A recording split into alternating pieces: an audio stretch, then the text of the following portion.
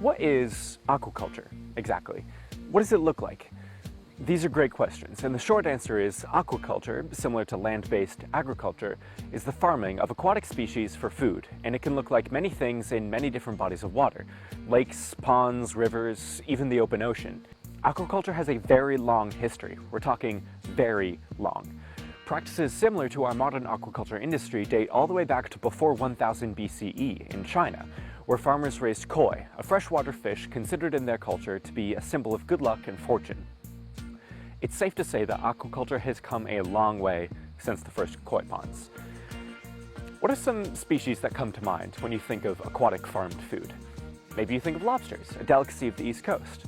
While delicious, it's actually a common misconception. Lobsters are typically caught through fishing and not farming practices, so they're not technically a part of the aquaculture industry. Lobsters aren't actually raised and harvested, which is exactly what makes aquaculture aquaculture.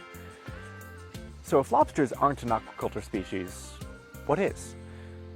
Aquaculture is typically defined by the big four species: finfish, either baitfish or salmon, oysters, mussels, and kelp. Let's look at salmon. This species of fish is raised in hatcheries during the early stages of their lives until they are large enough to be released into these big net pens. These pens are typically 30 to 50 feet deep, so that the salmon have plenty of room to swim around and grow. Here, they'll live out their lives until they're big enough to be sold and eaten. Similar to salmon, oysters are raised in an aquaculture system called an upweller.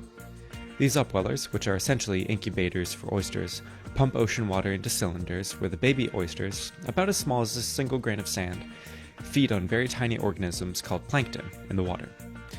At the beginning of summer, once the oysters are big enough, aquaculturists will move the young oysters into cages in the ocean, where they will spend the rest of their lives growing big enough to be bought and sold. Salmon and oysters are examples of aquaculture that you can see along the coast while you're enjoying yourself at the beach. But what about the kinds of aquaculture that we can't see? The nature of aquaculture means that the systems of planting, growing, and harvesting take place deep in the water.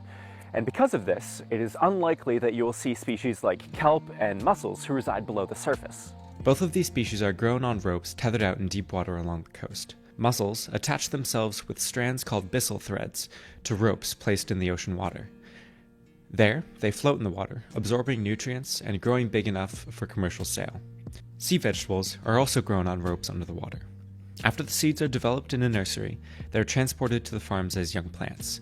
They are usually kept just 4 to 8 feet under the water, where they grow to sizes sometimes even longer than 10 feet.